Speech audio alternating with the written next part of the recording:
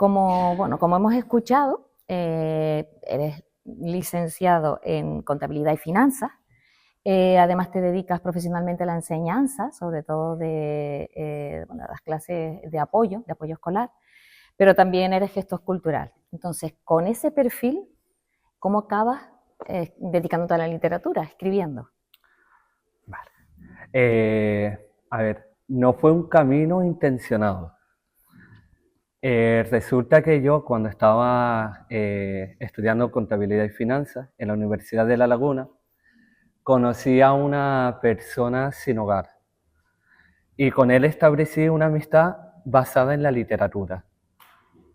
Él me decía los libros que yo tenía que leer y yo a partir de ahí comenzaba a leerlos y luego discutía con él sobre el trasfondo que tenía el libro, mostrándome él incluso una profundidad mayor que la que yo, un supuesto universitario, debería haber tenido. Poquito a poco, esto fue generando un mayor interés por intentar comprender las historias de las personas que yo veía a diario, pero que el resto de la sociedad quizás no.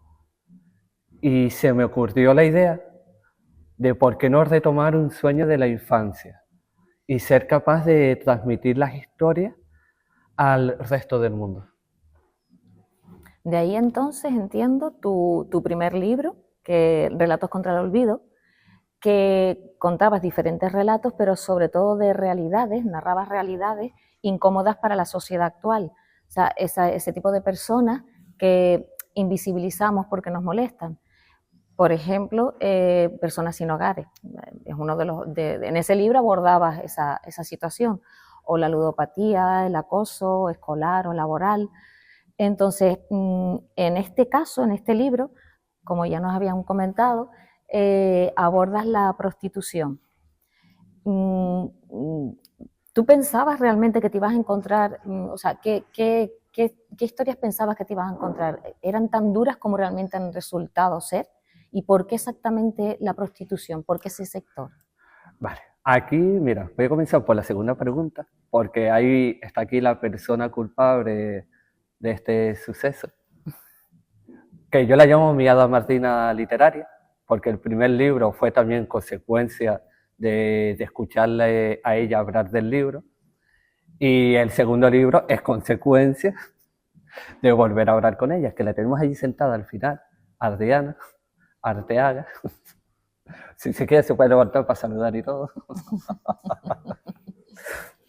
Pues ella, viendo el tema del primer libro, me dijo que por qué no me centraba en un tema. Y en un tema particular que ella creía que era importante, que la sociedad quizás no era consciente del impacto que tenía, y era del mundo de la prostitución. Me esperaba encontrar historias duras, pero no tan crueles como las que me he llegado a encontrar. Y porque las historias las principales o las primeras que salen en el libro, son historias que a mí me partieron por la mitad. Yo soy una persona empática. A mí no me cuesta llegar a captar los sentimientos de los demás, pero eso tiene una contrapartida, que al igual que soy capaz de captarlo, me cuesta luego soltarlo. Y una entrevista que a lo mejor lo hago en 3 días, para deshacerme del sentimiento que me provoca, puedo tardar un mes, como mínimo. Y no me esperaba las historias tan crueles y la deshumanización en el mundo de la prostitución.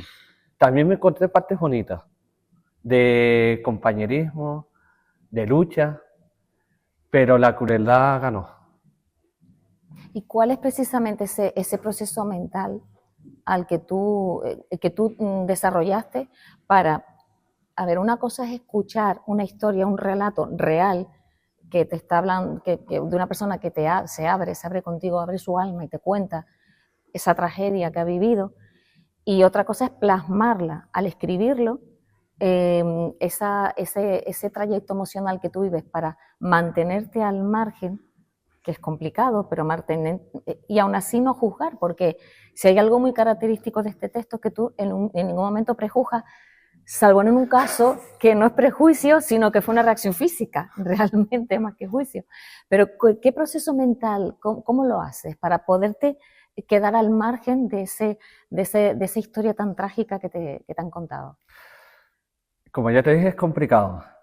Tengo la fortuna, en cierta manera, de autoconocerme mucho y de saber cómo puedo descargar parte de esos sentimientos negativos que a lo mejor en ese momento me están atormentando. Por ejemplo, yo sé que después de una historia dura, mi refugio es irme a entrenar. Eso es una técnica que utilizo yo, simplemente entrenar. Que la gente dice, entrenar es una bobería, no, porque en ese momento puedo desconectar. Pero también es peligroso, porque si desconecto completamente, no sería capaz de escribir como escribo. Porque tengo que transmitir parte de los sentimientos que la otra persona me está dando, los tengo que hacer míos, me los como. Es como hacer un exorcismo. En un exorcismo se supone que tú sacas al espíritu de la persona, al mal, y el exorcista se lo lleva consigo, se lo come. Yo me he comido muchos demonios ajenos. Y liberarlo es un proceso lento, doloroso y a veces inclusive para mí mismo cruel. Porque yo qué sé, yo en una de las entrevistas, que no voy a decir cuál, durante una semana yo me despertaba llorando y gritando.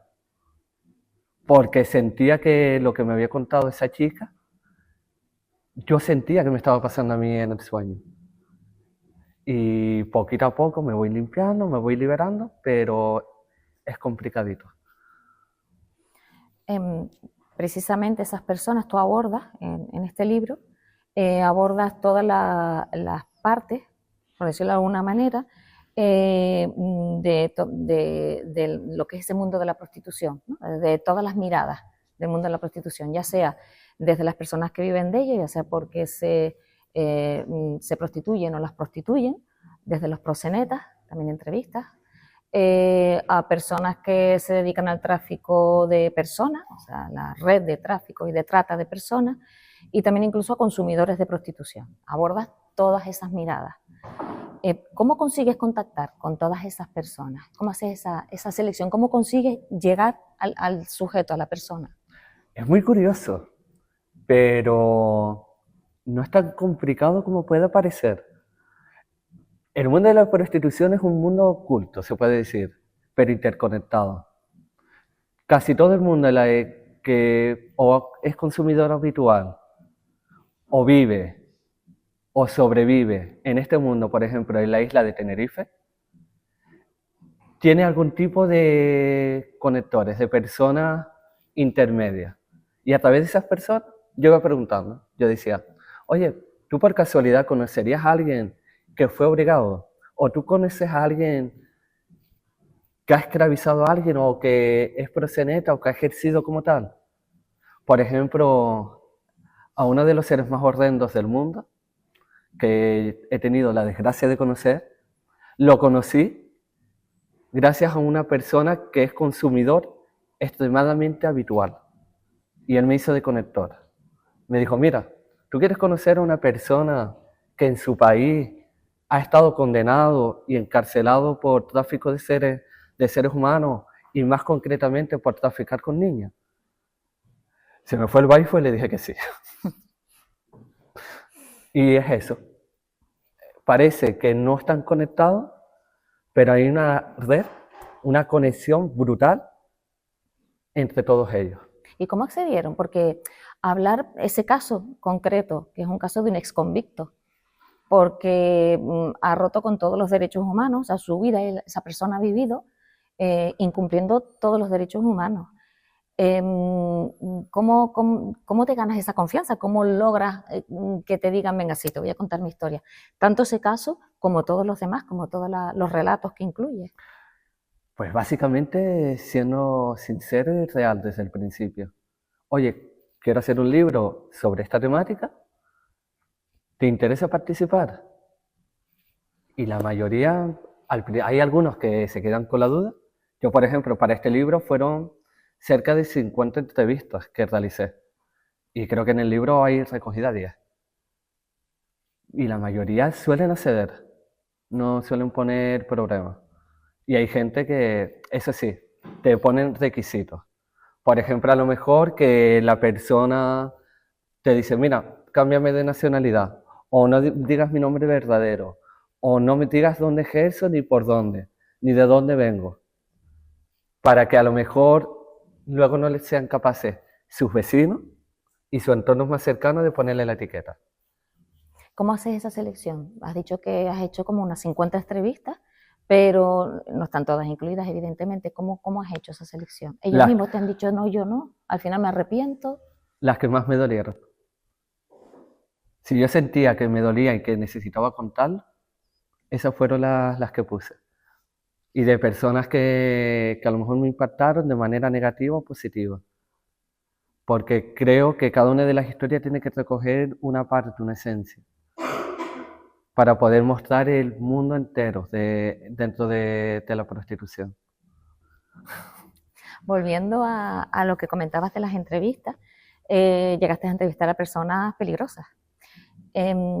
¿Sentiste miedo físico en algún momento o ahora al que salga a la luz este libro, que ellos saben que va a salir, pero a lo mejor sus entornos no? ¿Has sentido algún miedo en o algún, sí, que tu integridad física en algún momento, mientras estabas haciendo las entrevistas, corrió peligro o lo puedes sentir ahora? Sí lo llegué a sentir en varias ocasiones.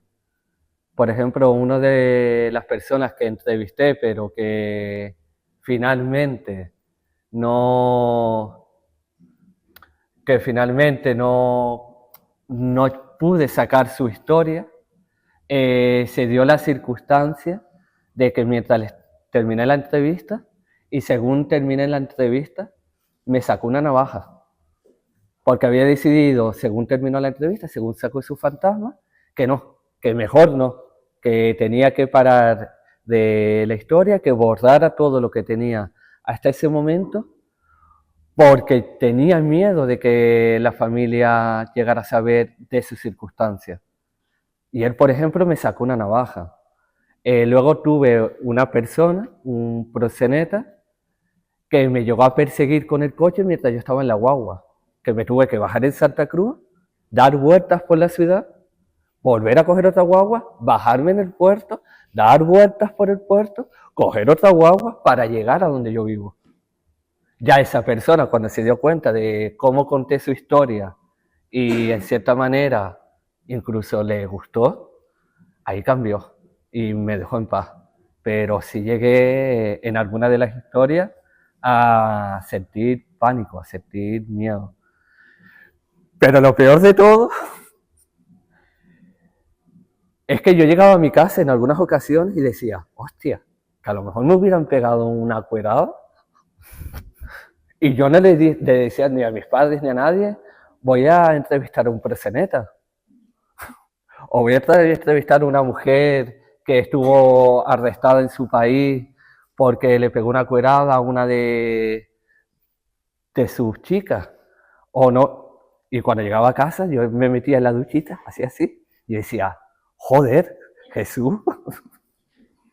Al menos, yo qué sé, un WhatsApp a un amigo. Oye, mira, que nada, no te preocupes, voy a quedar con un proxeneta por si me pasa algo. Por si ves que aparezco en el badén debajo de un badén, pues sospecha que algo me pudo pasar. Pero la mayoría de las veces el miedo lo sentía cuando ya estaba en casa. En el momento no, porque ya tenía un subidón y era en plan de wow. Pero cuando llegaba a casa decía, hostia, ¿estás loco? ¿Qué te pasa? ¿No quieres a tu madre o algo? Jesús, cuídate. Y luego cogía, me llamaba a otra persona y me iba. Y así... Claro, que ya tenías conciencia a lo mejor de la gravedad de lo que te habían contado. Sí, pero cuando ya estaba en casa. Exacto. Mientras estaba allí, nada. Me tomaba un café, como si estuviera aquí hablando contigo. Cafecito, tal. Oye, ¿cómo estás? ¿Cuántas nuevas haces pegaste hoy? Ah, qué bien. Sí, un poco de conciencia también llevo conmigo. por otra parte, hay personas, que, como decíamos antes, una persona que había estado encarcelada, otra persona que tiene bajo su espalda muertes de chicas que prostituían, que eran esclavas sexuales, también era proxeneta. Y esas personas no son españolas, ahora viven aquí, y concretamente en Tenerife, o sea, vecinos, pueden ser cualquiera de nosotros. Tanto Canarias como Tenerife, no es que acojamos a esas personas, no vamos por la calle preguntando, evidentemente, pero pueden pasar más desapercibidos en un lugar como islas, como un territorio como el nuestro, más desapercibido ese tipo de personas, porque este señor que tú estabas comentando, que era italiano y demás, creo que vive y bastante bien. O sea, a pesar de haber estado encarcelado en su país, ahora vive aquí a cuerpo de rey. No es que miremos a otro lado, es que ni siquiera lo conocemos. Todavía existen esas redes de apoyo y es fácil entonces vivir de esa manera tan anónima después de haber tenido esa trayectoria detrás. Sí. Pero sobre todo aquí en Tenerife, en Canarias, siempre se dan casos de corrupción de menores, de pederastia, y siempre en la red, siempre hay en Tenerife, siempre en Gran Canaria, siempre hay en las islas. En la prostitución, en la red de prostitución, entonces también aquí en Claro, date cuenta de que, gracias o por desgracia, como lo quieras mirar, Canarias es un sitio interconectado. Es un sitio amable al turismo. Cuando tú ves a una persona a lo mejor que no procede de Canarias, tú no le vas a preguntar, oye, déjame tus antecedentes penales. Oh, vecino, ¿qué tal? Ah, muy bien. Ah, ¿vas a vivir aquí? Sí, déjame, ¿cometiste algún delito? Tú no vas a preguntar eso, porque somos acogedores. Estamos hiper mega y conectados a todo el mundo.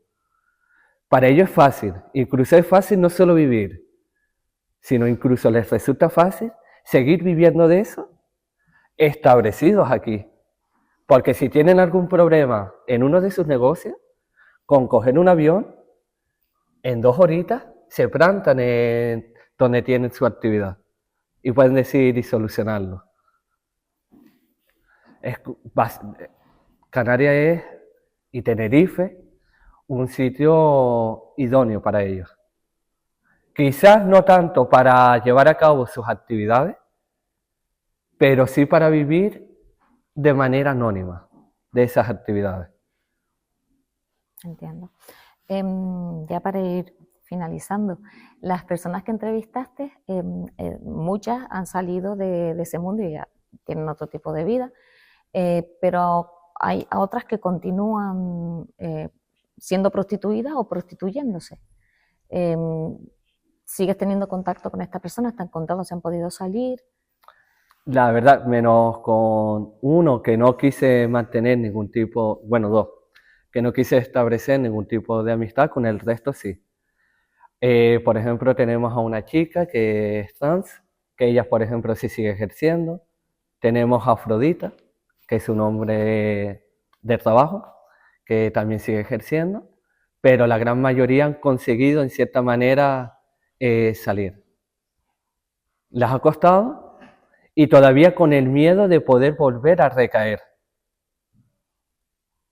Claro, porque siguen a lo mejor en ese entorno que pueden ser reconocidos, a lo mejor, y aunque vivan ocultos, pero pueden ser reconocidos por quienes eran sus clientes. Exacto. De acuerdo. Pues vas a continuar trabajando, investigando sobre la prostitución, o qué planes tienes? Voy a descansar, porque fueron 2 libros en 2 años. Creo que es necesario para mi salud mental, física, emocional y por mi vida social y privada, decir Jesús, ya. Aunque ya me han ofrecido la propia editorial que investigue un tema aún más complicado, que es la esclavitud de niños en México, sobre todo en algunos tipos de fábricas, pero les he pedido un tiempo prudencial para poder curarme, disfrutar en cierta manera esta parte, y ya luego daré el salto. Bueno, el libro también se está vendiendo ya a nivel internacional. Sí, la verdad es que tengo la suerte de que ya se está vendiendo en Italia. Voy a decir todos los países porque para presumir un poquito, ¿no? Se está vendiendo, aparte de en España, se está vendiendo en Italia, en Francia, Portugal, en Brasil, México, Estados Unidos y Corea del Sur. Y en breve comenzará a venderse en Australia, Reino Unido, Irlanda, Alemania y Bélgica, creo que era. Así que... O sea, que rompiendo tabúes en el mundo entero, ¿no? Intentando. Pues muchísimas gracias. Gracias a ti.